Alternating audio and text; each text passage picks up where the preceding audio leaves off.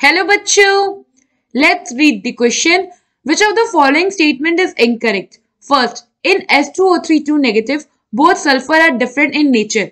Second, sodium acetate and lead acetate on heating giving same type of product, whereas MnSN and Fe oxalate salt giving different type of products. Third, aqueous solution of OCl negative, S2 negative and CO32 negative basic in nature.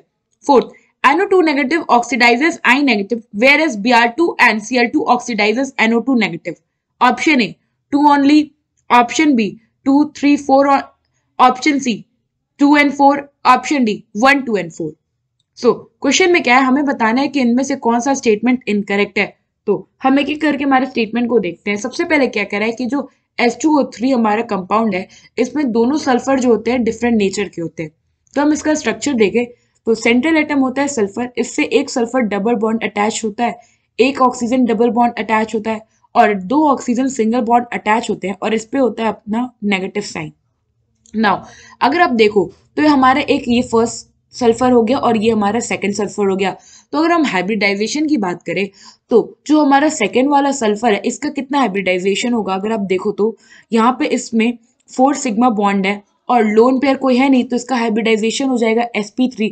But वहीं अगर हम second sulphur की बात करें तो इस पे क्या होगा, ईच सल्फर पे वैलेंस इलेक्ट्रॉन 6 होता है, तो इसने 2 बॉन्ड कर लिया और इस पे 2 लोन पेयर है, तो इसका हाइब्रिडाइजेशन क्या होगा, एक कोवेलेंट बॉन्ड और 2 हमारा लोन पेयर. इट मींस इसका हाइब्रिडाइजेशन हुआ sp2. नाउ अगर इनका हाइब्रिडाइजेशन डिफरेंट है इट मींस कि इनका नेचर डिफरेंट है. सो यहाँ पे हमारा जो फर्स्ट स्टेटमेंट है ये करेक्ट है. नाउ अब हम देखते हैं हमारा सेकंड स्टेटमेंट क्या कहता है. सेकंड स्टेटमेंट कहता है कि जो सोडियम एसीटेट और लेड एसीटेट है इनको हीट करने पे हमें सेम टाइप का प्रोडक्ट मिलता है, बट मैंगनीज टिन एंड हमारा जो आयरन ऑक्सलेट है इनका सॉल्ट जो होता है वो डिफरेंट टाइप का प्रोडक्ट देता है. तो हम देखें, अगर ये हो गया हमारा फर्स्ट. सेकंड सोडियम एसीटेट ले तो हम ले लेते हैं CH3COO Na. सोडियम एसीटेट को जब हम हीट करते हैं तो ये फॉर्म करता है CH3COO whole twice O plus Na2. और जब हम लेड एसीटेट हो गया हमारा Pb2CH3COO,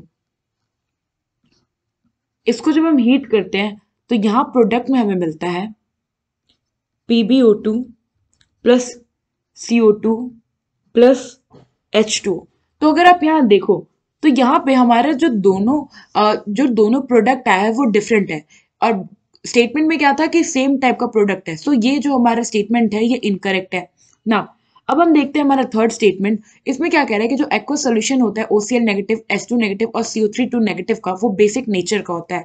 तो पहले हम क्या करते हैं, हमारा ये जो कंपाउंड है OCl नेगेटिव, S2 नेगेटिव और CO32 नेगेटिव, ये होते हैं हमारे एनायंस. हमने सपोज इसे रिएक्ट करा है Na प्लस कैटायन के साथ.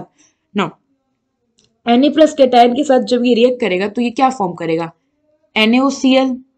ये हो गया हमारा NaOCl, Na2S एंड Na2CO3. ना अब हम इनका हाइड्रोलाइसिस कर दे, यानी कि हम इनमें वाटर को ऐड कर देते हैं. तो यहाँ पे हमें प्रोडक्ट में क्या मिल रहा है, जब हम NaOCl और वाटर में हाइड्रोलाइसिस करते हैं तो हमें मिलता है NaOH प्लस HOCl. Na2S का हाइड्रोलाइसिस करते हैं तो हमें मिलता है NaOH प्लस H2S. और जब Na2CO3 का हाइड्रोलाइसिस करते हैं तो हमें मिलता है NaOH प्लस H2CO3. ना अगर आप देखो तो तीनों में हमें NaOH मिला है और जो NaOH होता है ये हमें पता है कि ये स्ट्रॉन्ग बेस होता है. और क्वेश्चन के स्टेटमेंट में हमसे यही कहा था कि इनका एक्वस सोल्यूशन बेसिक नेचर का होता है. तो हमने देखा ये स्ट्रॉन्ग बेस दे रहा है, इट मींस कि इसका एक्वस सोल्यूशन क्या होगा, बेसिक नेचर का है. तो ये हमारा करेक्ट स्टेटमेंट है. नाउ फोर्थ इज क्या कह रहा है कि जो NO2 नेगेटिव है ये I नेगेटिव को ऑक्सीडाइज कर देता है और Br2 और Cl2 NO2 नेगेटिव को ऑक्सीडाइज कर देते हैं. तो हम देखते हैं होता क्या है.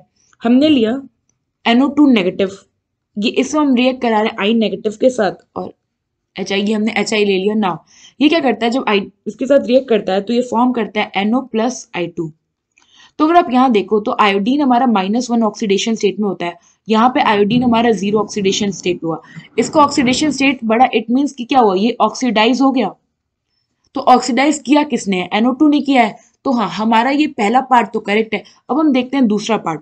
तो हम रिएक्ट कराते हैं, जैसे हमने लिया Br2 या फिर Cl2 को, ये जब रिएक्ट करता है N2O नेगेटिव के साथ, तो ये फॉर्म करता है Br नेगेटिव और Cl negative plus NO3 negative.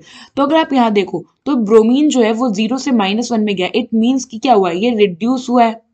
ये रिड्यूस हो रहा है तो इसने NO2 नेगेटिव को क्या किया है, ऑक्सीडाइज किया होगा।